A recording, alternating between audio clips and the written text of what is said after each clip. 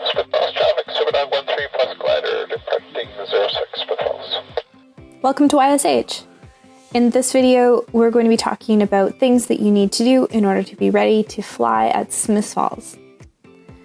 First, we'll talk about things that you need to take care of before you arrive at Smiths Falls. After that, we'll talk about the airport details for Smiths Falls Airport, as well as the surrounding area, and we'll move on to some specifics for runway 24, 06, their zones, and emergency landing areas as well. And we'll conclude with some details about our ground operations. Before you arrive, we'd like you to review the flying orders with a particular eye to the section about Smiths Falls. You should also read the PIFs, the AIFs, or whatever we're calling them this week, and you can find those on our website. Here's what our website looks like, and we'll include the link for the website in the description for the video below so that you can find it more easily. The Documents tab, you're going to find links to the AIFs as well as several other documents, and you're also going to find a digital way of signing as having read those AIFs. On the left-hand side under Documents, if you go ahead and click on the PIF AIF file, it's going to take you to our Google Drive where you can easily read all of the various AIFs.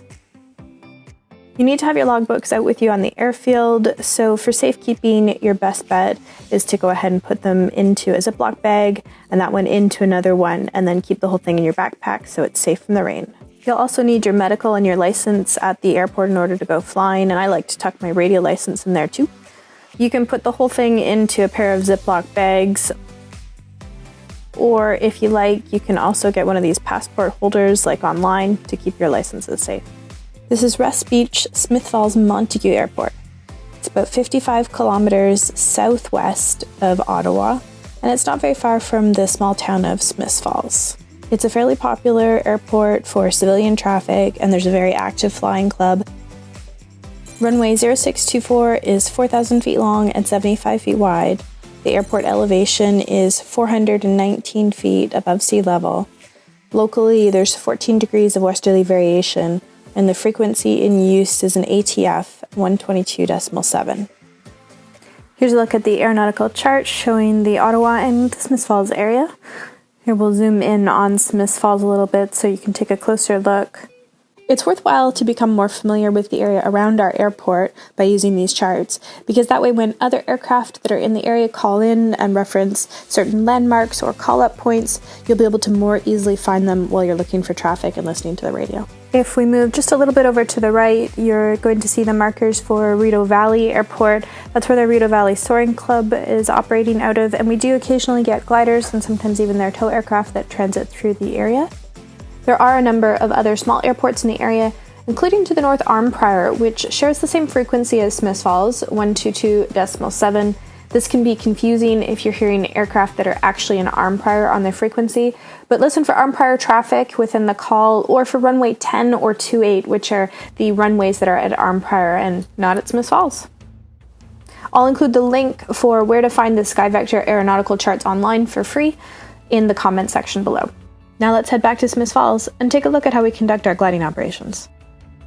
For runway 24, gliders fly right-hand circuits, landing on either the runway or the grass, and civilian traffic fly left-hand circuits for the runway, although they do sometimes land on the grass.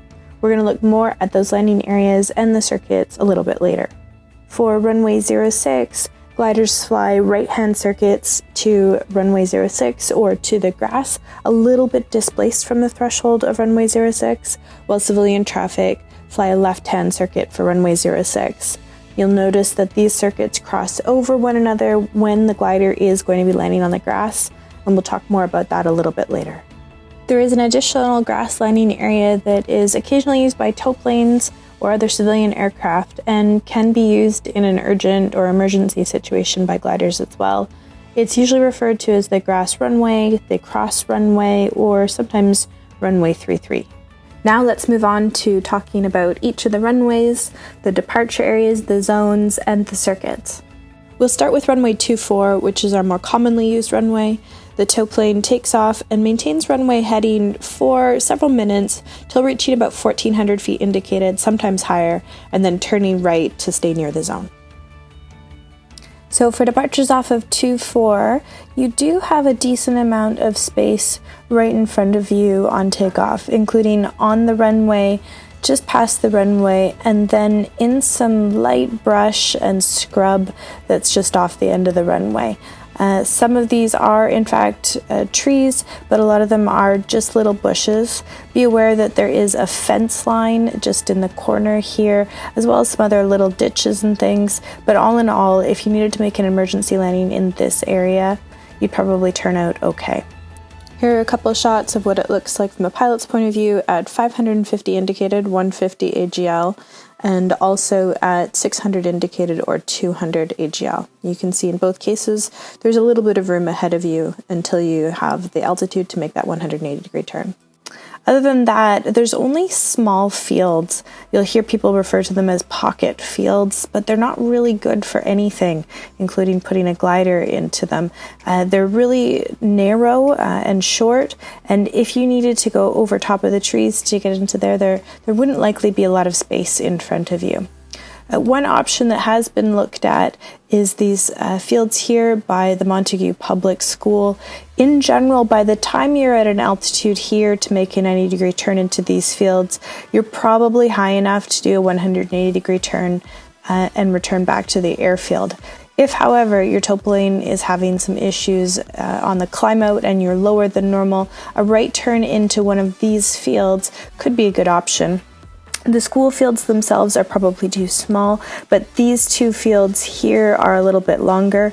There's some small scrub trees that have grown up in there, and there is a ditch and a fence that cross them at various spots, but they seem like they're a good option all in all. Okay, now we'll take a look from the pilot's point of view. Here we are, 750 feet indicated, or about 350 feet AGL. You can see the school off to the side. Here's a second view just a few seconds later at 850 feet AGL. You can still see the school, and I've highlighted the fields for you in green. Here you can see a red line that shows a fence line that goes near the school. It would be hard to see until you're a little bit closer to it, so it'd be good to know about it. Now let's take a closer look, and the footage that you're about to see is taken from about the position of the star near the school. Here you can see that fence, the schoolyard's to the left, and the fields are to the right here. As you can see, it's sort of generally flat, a few little obstacles and ditches, but not a bad place. Okay, that's it for the school fields and the areas to the north just off of your departure. To the south or to the left of your departure path from 2-4, there's not a whole lot of options in here. As mentioned, just some very small little fields that probably wouldn't be usable in most cases. And you should be aware that there are power lines, particularly along the edges of the roads, to look out for. Okay, let's take a closer look at the remainder of the tow pattern and getting into the zone. So in this diagram, the blue line represents the approximate tow pattern up through in here, and a release point over in this corner of approximately 2,000 feet. This tow pattern can vary. The tow plane can turn earlier or a little bit later, and it can also go into the zone a little bit. So just be aware of that, but the blue line is about correct. The green line represents the normal path of the tow plane after release to come back and land on runway 24. And the yellow line here with the stars represents the zone for the glider to practice in. We're going to take a little bit of a closer look at landmarks at each of those sides. One other thing to be aware of is that we don't typically go into this area here in red. Because it's an airport that's uncontrolled, civilian traffic will routinely cross midfield at about circuit altitude in order to join their left-hand circuit, depending on the day, whichever side they're going onto, and this can create quite a hazard, so we stay out of this area. Okay, here's a good overall view of the zone for runway 24. The simplest thing to do is to find two specific spots, and that will help you figure out the rest of the zone. Spot number 1 is the button of runway 06. From there, we're going to draw a line out perpendicular towards Nolan's Road, which is to the north. And the other thing that we're going to try and find is the cell phone tower, which is also along Nolan's Road. That makes another corner of the zone. If we draw a line along Nolan's Road until it connects with the extended line perpendicular from the button of 06, And if we draw a line from the cell phone tower back in the direction of the airport parallel with that line till we get to Roger Stevens, then we can find all of the 4 sides of the zone. And the other thing that can sometimes help is that there are power lines that cut diagonally through a part of the zone, and you can see those really well in these photos. Now we'll take a look at some clips taken from various perspectives on tow coming up into the zone.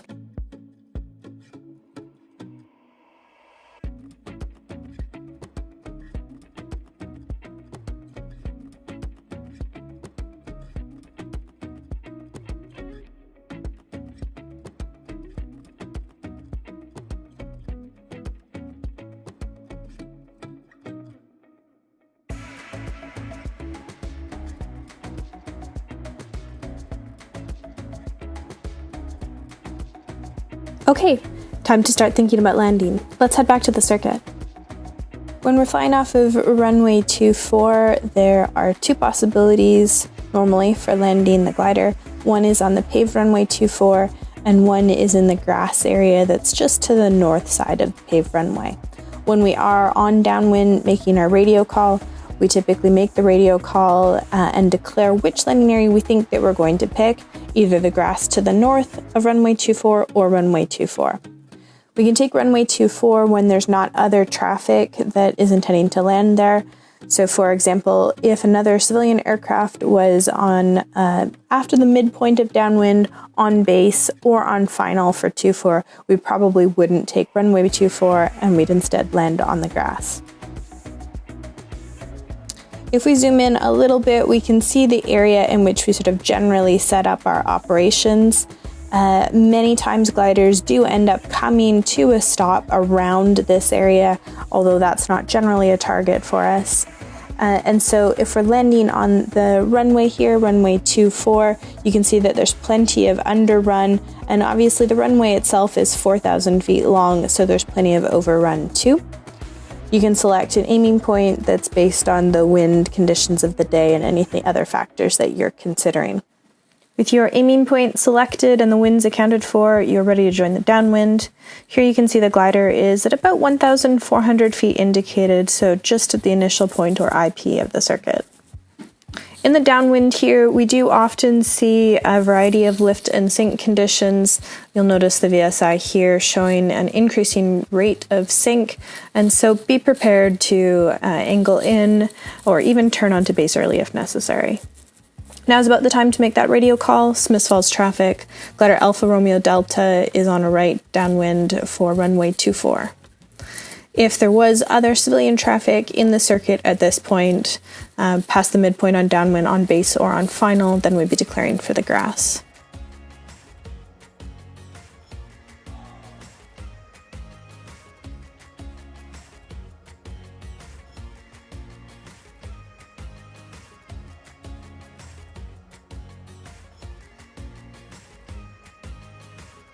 We're now coming up close to the base turn.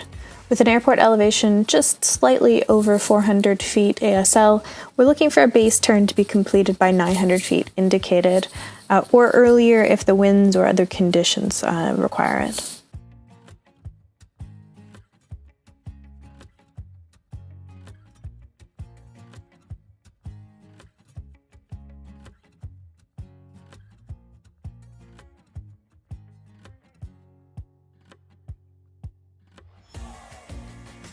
Here's a look at the approach from about halfway down base. You can see the shallow ditch that is outlined in orange just to the north side of runway 24. Circled in green are the white flags that mark the grass lining area, and just above the W, you might be able to make out the windsock. It's worth pointing out here that if you're using the flags or a similar area on the paved surface runway as your aiming point, then there is plenty of underrun available to you. There are trees as obstacles here, but everything past the trees towards the runway is pretty safe to land on. In terms of hazards for runway 24, it's important to keep in mind the runway is only 75 feet wide, and there are runway lights just at the edge of that every 200 feet. So staying on the center line is important because if your wingtip comes in contact with one of those lights, it will probably cause some damage. Other than that, there's not generally any hazards with landing on runway 24. If you are opting to land on the grass to the north of runway 24, if we zoom in here, you can see a windsock. That's just going to be slightly to the right of your approach, and you can see this slight paved area here. We're generally setting up our landing area flags just beyond that, right around in this area, so watching out for the windsock on your final approach is important. Also, you can see the other gliders parked over here. In fact, our gliders here and the other aircraft in the tow airplane. There is a slight shallow ditch along the edge of the main runway between the grass landing area and here. It's not likely to cause any significant damage, but it's important to be aware of, and it's not fun to push gliders back through when you're bringing them back to the main waiting area. And then as you come to the end of this landing area in this direction, you can see there is another windsock here, and there's a number of taxiway lights and other things. Additionally, the paved surface of this taxiway is raised slightly above the grass, and so if your skid comes in contact with that, particularly at a high rate of speed, you could expect some damage to occur, so that's important to be aware of.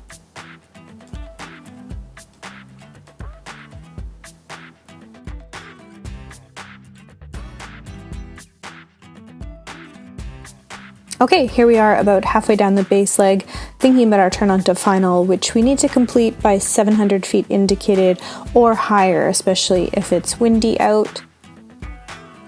We've been keeping an eye on our aiming point during base and now on final approach.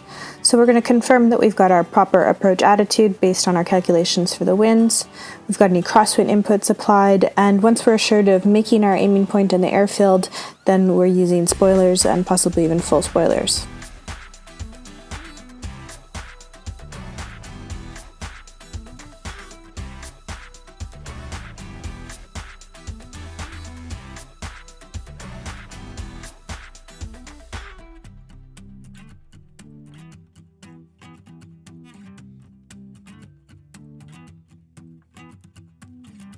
Okay, let's back this up a bit and imagine that instead of turning final for the runway, we're actually going to turn final for the grass.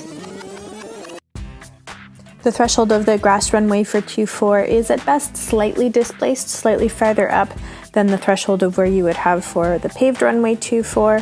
This doesn't require any major changes to your circuit. Generally, it just requires slightly less spoilers on base or on final approach. Although we typically make our decision about where to land on downwind, on the grass or on the runway, it is possible to change that decision depending on the circumstances, and we'd want you to make that decision ideally no later than about mid-base, but in an urgent or emergency situation, you could make that change later as long as you can safely move over to the other runway. Here you can see the glider is lined up for landing between the two white flags that are just slightly past the paved area, and the windsock is just off to the right.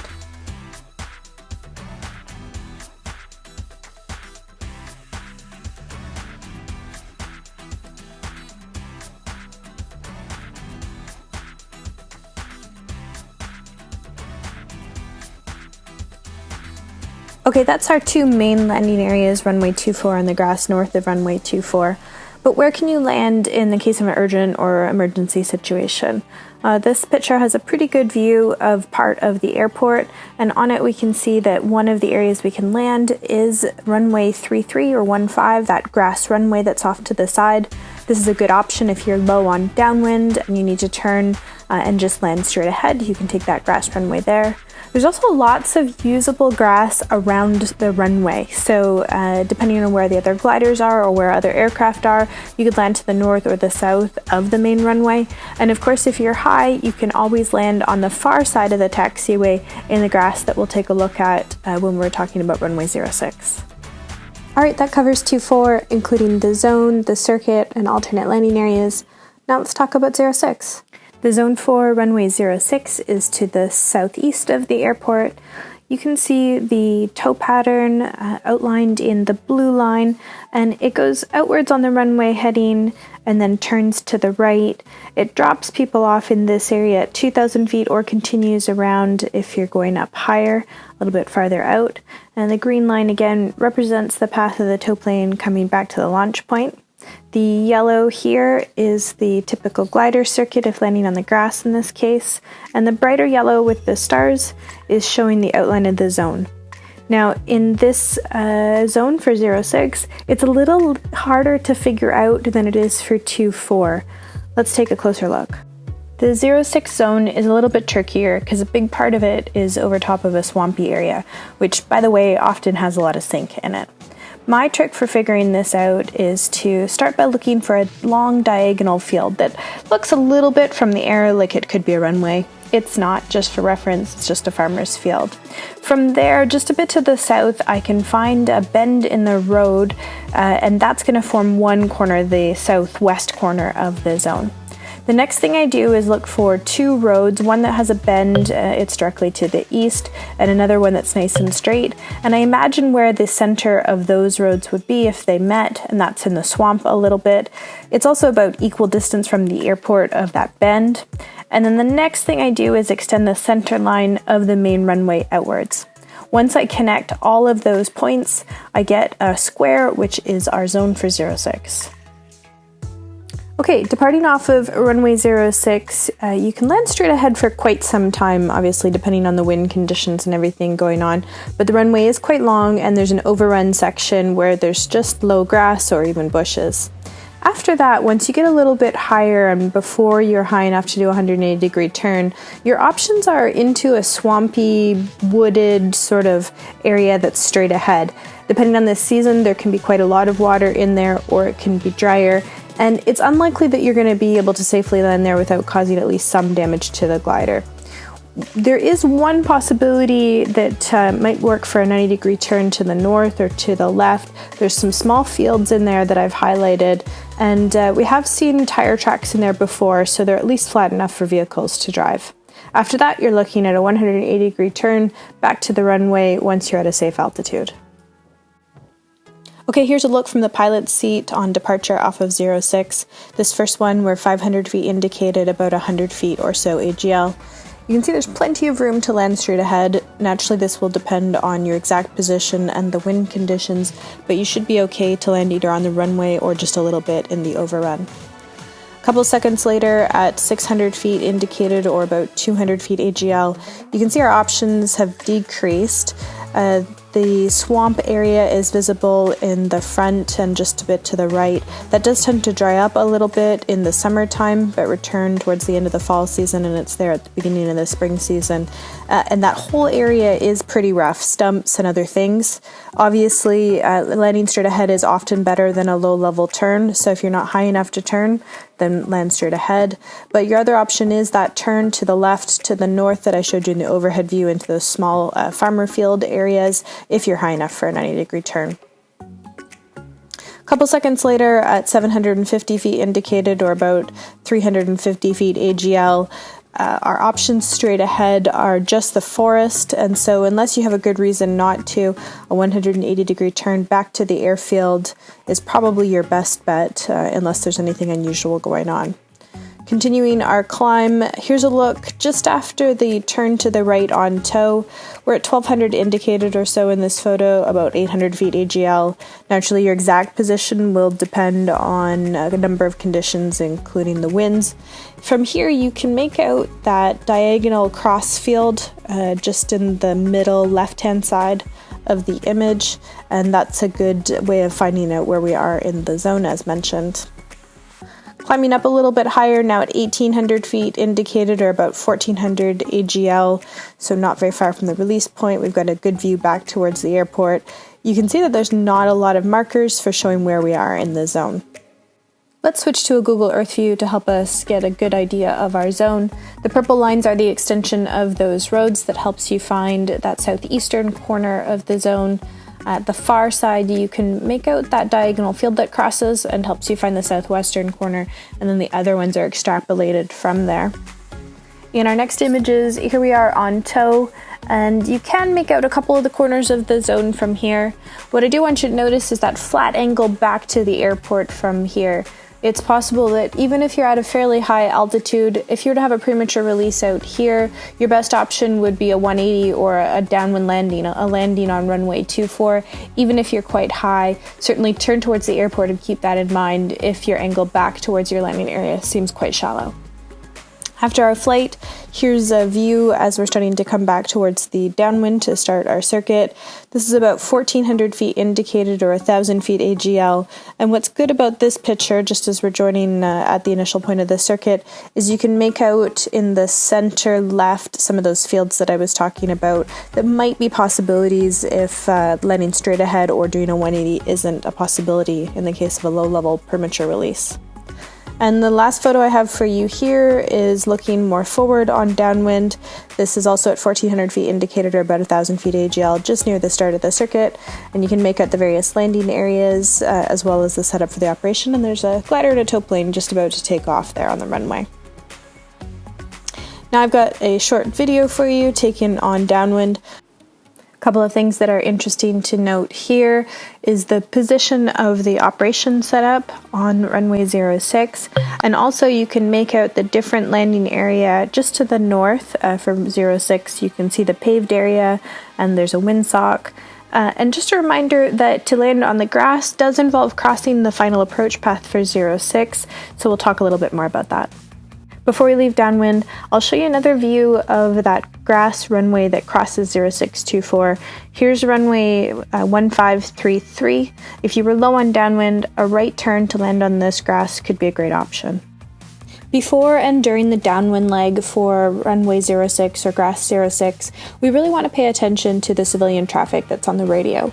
This is going to help us decide early on if we're landing on the grass or if we're landing on the runway. This is important for two reasons. One, if we need to take the grass, then we'll need just a little bit of extra altitude to help us reach that slightly displaced or further along threshold.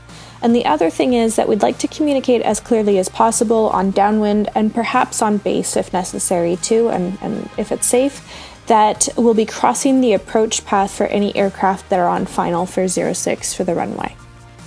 If we do determine that we're going to be landing on the grass and that there's a possibility that another aircraft that's on final approach will be crossing our path, then our downwind call should sound something like, Smiths Falls traffic, glider Alpha Romeo Delta is on downwind.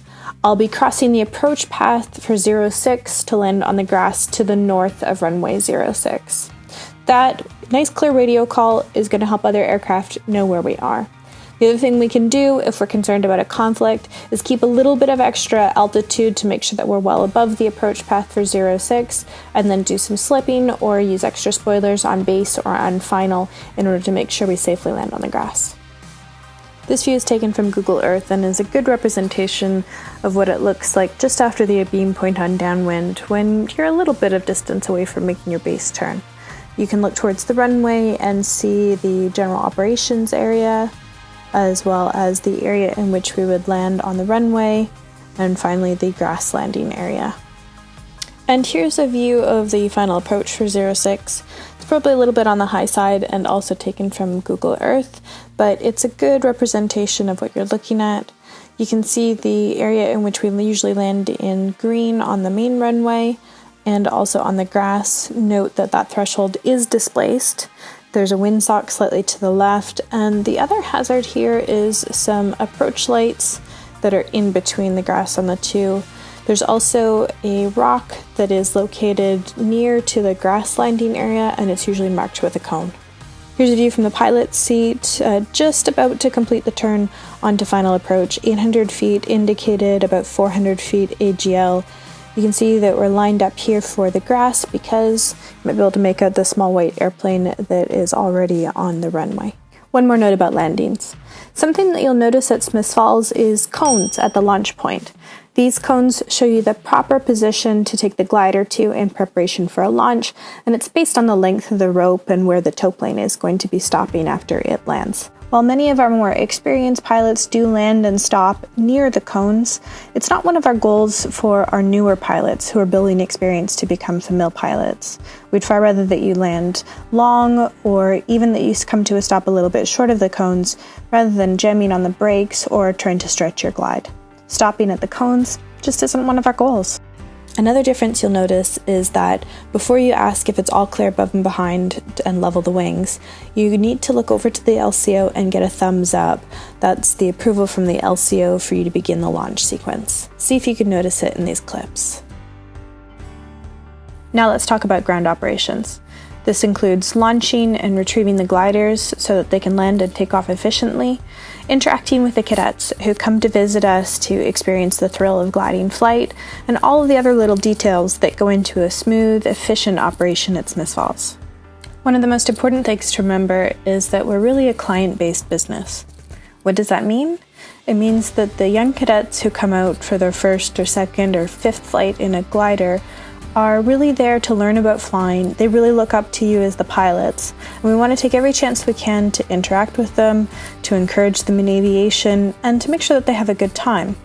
If they don't come back, if they tell their friends that gliding isn't any fun, then the number of gliding days that we have available to us in Smiths Falls is likely to be cut, and it's really hard to become a FMIL pilot if there's no cadets showing up to go on familiarization flights. Also on the topic of ground operations, one of the things that we really want to do is be as efficient as possible with our familiarization flights. When we're efficient, we get those flights done as quickly as possible, leaving much more time for, you guessed it, more solos for you guys.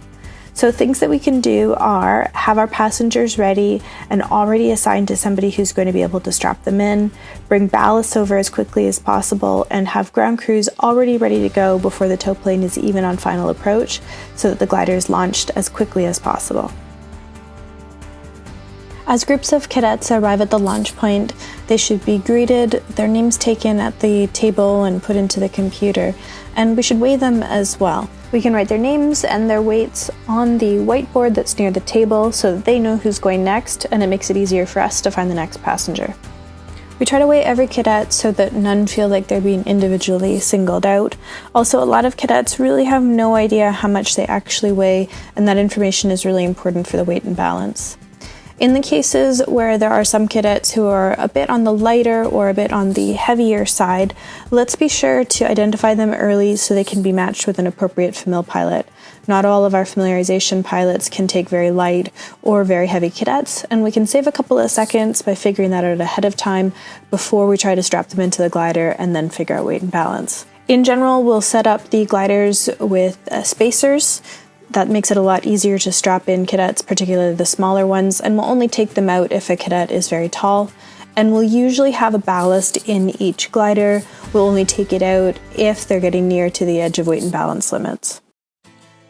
Another way to make the visiting cadets feel special is to take their picture when they go on their flights, and also to make sure that we get a group photo of the whole squadron at the end of the day. We do try to actively post these to social media, including Instagram and Snapchat, so if you're interested in helping with this, please speak up. The cadets seem to really enjoy finding themselves online on our YSH gliding pages. The weather at Smiths Falls can vary quite a bit during the season, from windy and cold to sunny and beautiful and everything in between. We've even from time to time had snow at the gliding site. It's best to be prepared. Pack a hat and a scarf, a toque and gloves, a hoodie, and a spare pair of socks in case yours get wet. Also, for the sunny days, be sure to have sunglasses. You should also always have a water bottle, and a hat is mandatory when you're gliding. Okay, that concludes your introduction to Smiths Falls gliding site. If you have any questions or comments, please be sure to bring them up at the gliding site. We'll see you at Smiths Falls.